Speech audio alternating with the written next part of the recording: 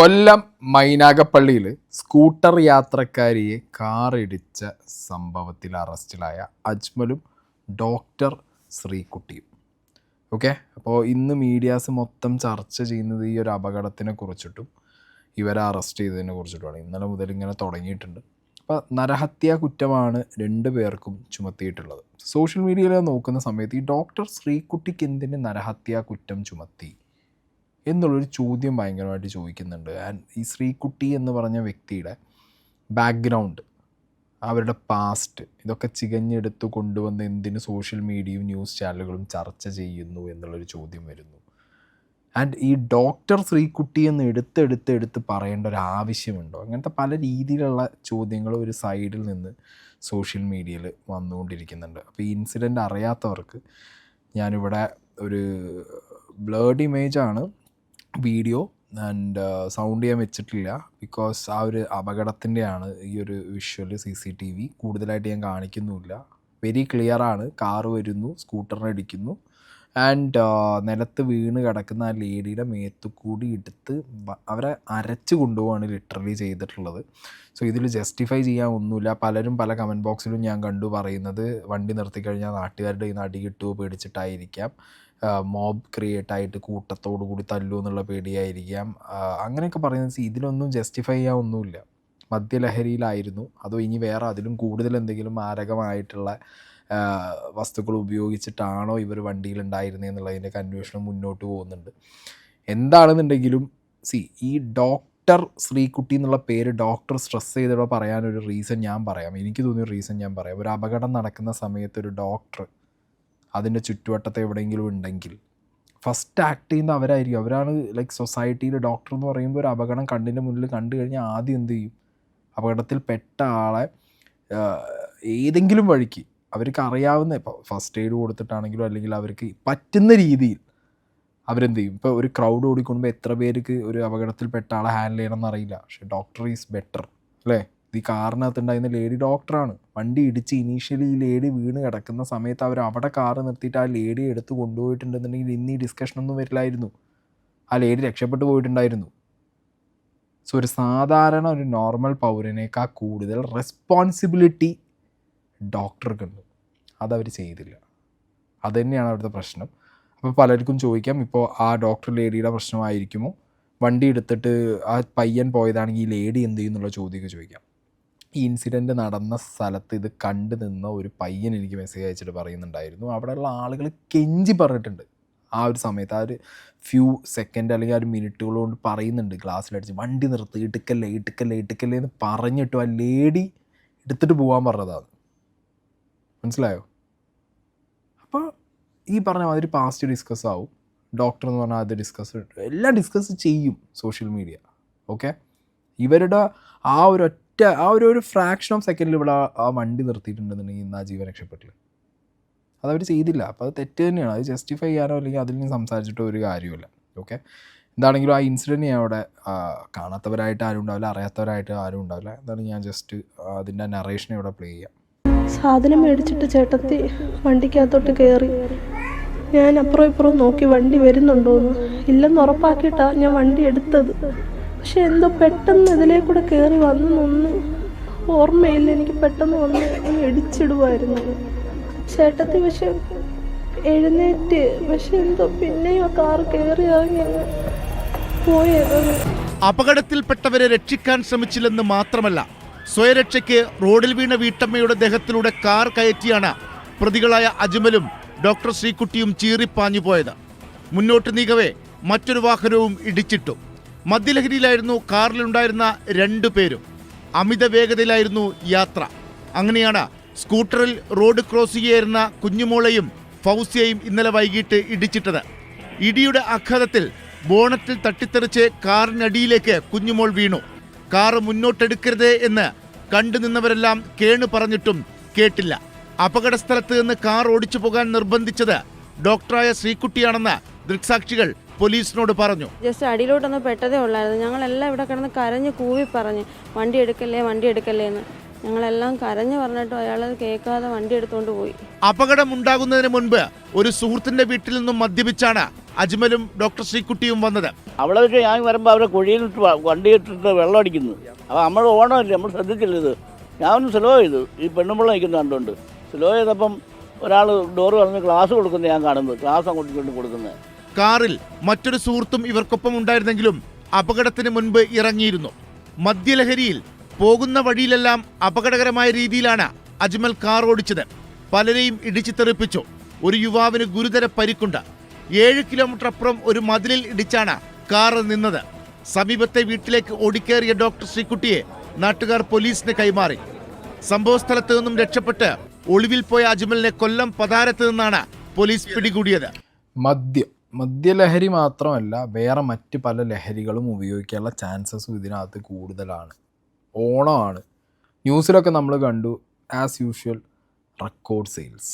മദ്യം എന്ന് പറഞ്ഞാൽ ലഹരി മാത്രമാണോ എന്നുള്ളത് സംശയിക്കേണ്ടിയിരിക്കുന്നു. വേറെ മാരക ലഹരി എന്തെങ്കിലും ഉപയോഗിച്ചിട്ടുണ്ടോ എന്നൊക്കെ ഉള്ളത് ഇനി പോലീസ് കണ്ടുപിടിക്കണം. എന്താണെങ്കിലും ഇവർ ഈ ആക്സിഡൻറ്റ് ഇവിടെ സംഭവിച്ച് ഈ ലേഡിയെ മേത്ത് കാറ് കയറ്റി അരച്ച് കൊണ്ടുപോകുന്നതിന് മുമ്പ് തന്നെ വേറെ സ്ഥലങ്ങളിൽ ഇവർ വണ്ടി നിർത്തി മദ്യപിച്ചത് കണ്ടവരുണ്ട്. ഇവർ ഇത്രയും സ്പീഡിൽ വണ്ടി ഓടിച്ച് വരണമെന്നുണ്ടെങ്കിൽ ആ സ്ഥലത്ത് ഏതെങ്കിലും ഇതിന് മുമ്പ് ഇവർ മദ്യപിക്കാൻ നിർത്തിയ സ്ഥലത്ത് നിന്ന് ആളുകൾ കണ്ടിട്ട് പ്രശ്നമുണ്ടാക്കി അവരിൽ നിന്ന് ഓടി രക്ഷപ്പെട്ട് വരുന്നതാണോ എന്നുള്ളതൊന്ന് പോലീസ് ചെക്ക് ചെയ്യേണ്ടിയിരിക്കുന്നു. ഇവരുടെ കൂട്ടത്തിൽ വേറൊരാളും ഒരു ലേഡി കൂടി ഉണ്ടായിരുന്നു എന്ന് പറഞ്ഞു. അവർ വഴിയിൽ ഇറങ്ങി എന്ന് പറയുന്നു. അവരോട് ചോദിച്ചു കഴിഞ്ഞാൽ മേ ബി ഇവർ വേറെ എവിടെയെങ്കിലും നിർത്തിയിട്ട് എന്തെങ്കിലും പ്രശ്നങ്ങൾ ഉണ്ടാക്കിയിട്ടുണ്ടോ എന്നുള്ളത് അറിയാൻ കഴിയുമായിരിക്കും. എന്താണെങ്കിലും ഇവർ വളരെ കൂളായിട്ട് ഇങ്ങനെ ഒരു അപകടം ഇവർ അവിടെ സംഭവിച്ചിട്ടില്ല. ഇവർ ഒരാളെ മേത്ത് കൂടി വണ്ടി കയറ്റി ഇത് ചെയ്തിട്ടില്ല എന്നുള്ളൊരു ലാഘവത്തോടു കൂടി അങ്ങനെ ഒരു ബോഡി ലാംഗ്വേജിൽ ഇവർ കാറ് 8 കിലോമീറ്റർ അപ്പുറത്ത് നിർത്തി ഇറങ്ങി പോകുന്നതിൻ്റെ ഒക്കെ CCTV വിഷ്വൽസൊക്കെ പോലീസിന് കിട്ടിയിട്ടുണ്ട്. അപ്പോൾ ഇനി പറഞ്ഞു വരുന്ന മെയിൻ കാര്യം, ഓക്കെ, അതായത് നരഹത്യ കേസ് തന്നെയാണ് എടുത്തിട്ടുള്ളത്. നന്നായി, അതങ്ങനെ തന്നെ എടുക്കണം. ഓക്കെ, ഈ കൂടെ ഇരുന്ന ഈ ലേഡിക്കെതിരെ എന്തിനാണ് കേസ്? ഈ ശ്രീകുട്ടി എന്ന് പറഞ്ഞ ഡോക്ടർ ശ്രീകുട്ടിക്കെതിരെ എന്തിനാണ് ഇങ്ങനൊരു കേസ് എടുത്തതെന്നുള്ളൊരു ചോദ്യമാണ്. ഞാൻ ഇതിൻ്റെ തുടക്കത്തിൽ പറഞ്ഞ പോലെ ഇവരുടെ പാസ്റ്റ്, ഈ ഡോക്ടർ ഏതെങ്കിലും ഒരു ജീവൻ രക്ഷിച്ചിട്ടാണ് എന്നുണ്ടെങ്കിൽ ഇവരുടെ ഈ പാസ്റ്റ് മീഡിയ ഡിസ്കസ് ചെയ്യുമ്പോൾ ഇത്രത്തോളം പാസ്റ്റ് ഉണ്ടായിരുന്ന ഒരാൾ ഇന്ന് ഹീറോ ആയി എന്നേ പറയുള്ളൂ. നമ്മൾ എന്തെങ്കിലുമൊക്കെ ഇതേപോലുള്ളൊരു വൃത്തികെട്ട പരിപാടി കാണിച്ചു കഴിഞ്ഞാൽ നമ്മളെ പാസ്റ്റിലേക്കും സോഷ്യൽ മീഡിയ ആണെങ്കിലും ന്യൂസ് ആണെങ്കിലും ഒന്നിനും നമ്മളെ ചുറ്റുവട്ടത്തുള്ളവരാണെങ്കിലും പോകൂടെ ഇല്ല സ്നേഹ. നമ്മൾ നല്ല കാര്യം ചെയ്തൊക്കെ നമ്മളെ ജീവിതത്തിൽ അതൊക്കെ വിടും. നമ്മളെ ലൈഫിൽ എന്താണോ നെഗറ്റീവ്സ് ഉള്ളത് അതൊക്കെ ഒന്നും കൂടി എന്ത് ചെയ്യും, മുളച്ചു വരും. ഇതിപ്പോൾ നല്ല കാര്യം ചെയ്തിട്ടൊന്നുമില്ലല്ലോ, ആണോ? അവിടെ കണ്ടു നിന്ന് ദൃക്സാക്ഷികൾ പറയുന്നു ഈ ലേഡിയാണ് വണ്ടി എടുത്ത് പോകാൻ പറഞ്ഞത്. ഇപ്പോൾ പലർക്കും അത് ന്യായീകരിക്കാൻ പറയാം, പാനിക് ആയതുകൊണ്ട് അവരെടുത്ത് പോകാൻ പറഞ്ഞതായിരിക്കും. ഒരു വണ്ടി ഇടിച്ച് കിടക്കുമ്പോൾ ഞാൻ പറഞ്ഞത് നേരത്തെ, ഒരു സാധാരണ പൗരനേക്കാൾ കൂടുതൽ റെസ്പോൺസിബിലിറ്റി ആസ് എ ഡോക്ടർ അവർക്കുണ്ട്. ആ ഹോസ്പിറ്റലിൽ പിന്നെ അവരെ പിരിച്ചു വിട്ടു, അവർ വർക്ക് ചെയ്തിരുന്നത്. അപ്പം പിന്നെ സ്വാഭാവികമായിട്ട് ആളുകൾ എന്ത് ചെയ്യും, ഇത് ഡോക്ടറാണെന്ന് അറിയുമ്പോഴത്തേക്ക് ഇവർക്ക് ദേഷ്യം വരില്ലേ? ഇപ്പം എനിക്ക് ദേഷ്യം തോന്നുന്നുണ്ട് സത്യത്തിൽ. കാരണം അവർ ഒരു നേരം ആ വണ്ടി അവിടെ നിർത്തിയിട്ട് ഓക്കെ പറ്റിയത് പറ്റി, തട്ടിയത് തട്ടി. അപ്പോൾ അതല്ല, ഒന്നില്ലെങ്കിൽ ആ വണ്ടിക്കകത്ത് വേറെ എന്തെങ്കിലും മാരകമായ വസ്തുക്കൾ, ലഹരി വസ്തുക്കൾ ഉണ്ടാവണമായിരിക്കും. ഇല്ലെങ്കിൽ ഈ വണ്ടി ഇടിച്ച സമയത്ത് ഈ വണ്ടി ഇത്രയും സ്പീഡിൽ വന്ന് ഇവർ ഇടിക്കുമ്പോൾ ഇതിൻ്റെ പിന്നിൽ വേറെ എന്തെങ്കിലും ഒന്ന് സംഭവിച്ചിരിക്കാം. വണ്ടി വേറെ എവിടെയെങ്കിലും ആരെങ്കിലും തട്ടിയിരിക്കാം. അതൊക്കെ പേടിച്ചിട്ടായിരിക്കും. ഒരു ആക്സിഡൻ്റ് ആയ വണ്ടി എന്തായാലും നിർത്തണമല്ലോ, പോലീസ് വരുമല്ലോ അവിടെ, അല്ലെങ്കിൽ നാട്ടുകാരെങ്കിലും നോക്കുമല്ലോ. അപ്പോൾ ഇതൊക്കെ എന്തൊക്കെയോ പരിപാടികൾ ആ വണ്ടിക്കകത്തുണ്ട്. വണ്ടി ചുറ്റിപ്പറ്റിയിട്ടുണ്ട്, ഇവർ ചുറ്റിപ്പറ്റിയിട്ടുണ്ട്, പിന്നെ ഇവർ തമ്മിലുള്ള റിലേഷൻ എല്ലാം ചോദ്യചിഹ്നത്തിലാണ്. ഓക്കെ, ഇനി ഇവിടെ ഞാനൊരു വീഡിയോ പ്ലേ ചെയ്യാം. മൈനാഗപ്പള്ളി ആനൂർക്കാവിൽ സ്കൂട്ടർ യാത്രികയെ കാർ കയറ്റിയിറക്കി കൊലപ്പെടുത്തിയ കേസിൽ പ്രതിയായ ശ്രീകുട്ടിയുടെ വഴിവിട്ട ജീവിതത്തെ പറ്റിയുള്ള കഥകളാണ് ഇപ്പോൾ പുറത്തുവരുന്നത്. 18-ാം വയസ്സിൽ ഒളിച്ചോട്ടം, മടങ്ങിയെത്തിയത് കൈക്കുഞ്ഞുമായി. MBBS പഠിച്ചുവെങ്കിലും ലഹരിക്ക് അടിമയാണ് ശ്രീകുട്ടി. വഴിവിട്ട ബന്ധങ്ങളും താളം തെറ്റിയ കുടുംബ പശ്ചാത്തലവും അതിന് കൂട്ടുമായി. പ്രദേശവാസികൾ അത് സാക്ഷ്യപ്പെടുത്തുന്നുണ്ട്. നെയ്യാറ്റിൻകര തൊഴുക്കലിലെ ശ്രീകുട്ടിയുടെ വീട് ഇപ്പോൾ അമ്മ സുരഭയുടെ നേതൃത്വത്തിൽ ദുർമന്ത്രവാദവും തുള്ളലും നടക്കുന്ന കേന്ദ്രമാണ്. കേന്ദ്രമാണ്. നെയ്യാറ്റിങ്കര വഴുത്തൂർ സ്വദേശിയായ ഷാജിയാണ് ശ്രീകുട്ടിയുടെ അച്ഛൻ. ഷാജിയുടെ വീട്ടിലെ ജോലിക്കാരിയായിരുന്നു ശ്രീകുട്ടിയുടെ അമ്മ.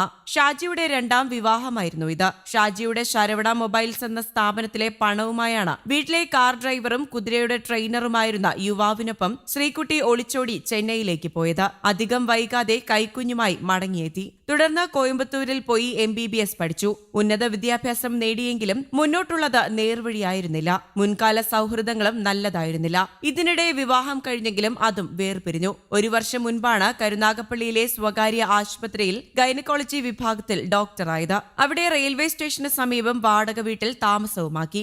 ആശുപത്രിയിൽ വെച്ച് അജ്മലിനെ പരിചയപ്പെട്ടു. ഇരുവരും മറ്റ് സുഹൃത്തുക്കളും ശ്രീകുട്ടിയുടെ വാടക വീട്ടിൽ ഒത്തുകൂടി. മദ്യസൽക്കാരവും മറ്റ് ലഹരി ഭോഗങ്ങളും പതിവാക്കി.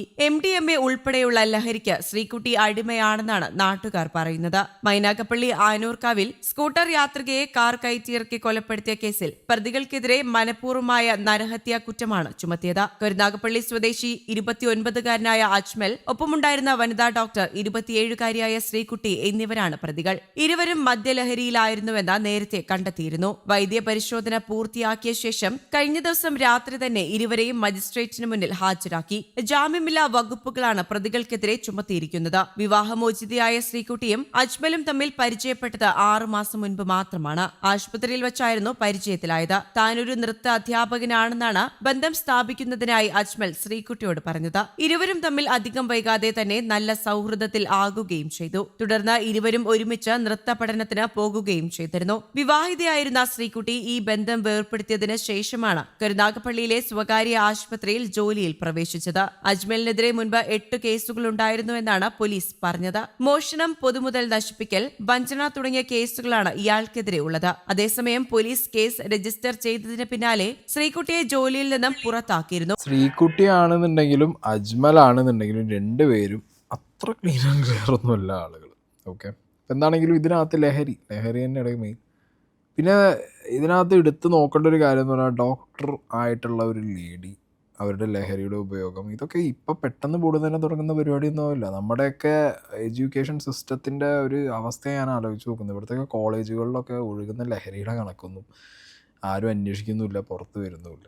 ഓക്കെ, അപ്പോൾ പഠിക്കുന്ന സമയത്ത് തന്നെ ഉള്ള പരിപാടികളാണോ ഇതൊക്കെ എന്നുള്ളത് എന്താണെങ്കിലും ആരും ഇതൊന്നും അന്വേഷിക്കാനൊന്നും പോകുന്നില്ല. ഒരു 1-2 ദിവസം ന്യൂസ് ആവും, പിന്നെ അതൊക്കെ വിടും. നമ്മളിതിന് മുമ്പും കണ്ടിട്ടുണ്ടായിരുന്ന ഒരു കാര്യം എന്ന് പറഞ്ഞു കഴിഞ്ഞാൽ കാറിനകത്തൊരു IAS ഓഫീസർ ഇതേപോലെ ഒരാളെ ഇടിച്ചിട്ട്, അതും ഈ എന്താ പറയുക, ഈ കൊട്ടി ഘോഷിക്കുന്ന ചാനലുകളൊക്കെ മറന്നുപോയൊരു കാര്യമാണ്. അവരുടെ കൂട്ടത്തിലുള്ള ഒരാളെ തന്നെയാണ് ഇടിച്ച് കൊന്നത്.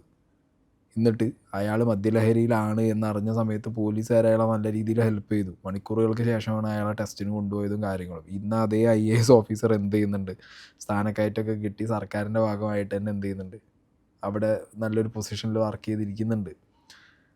അവിടെ ഇപ്പോൾ ഈ പറഞ്ഞ പോലെ ഒറ്റയടിക്ക് അറസ്റ്റ് ചെയ്യലും പരിപാടികളും നരഹത്യ കുറ്റം ചുമത്തലും കാര്യങ്ങളും ഇത്ര പെട്ടെന്നുള്ളൊരു ആക്ഷനോ ആക്റ്റോ കണ്ടില്ല.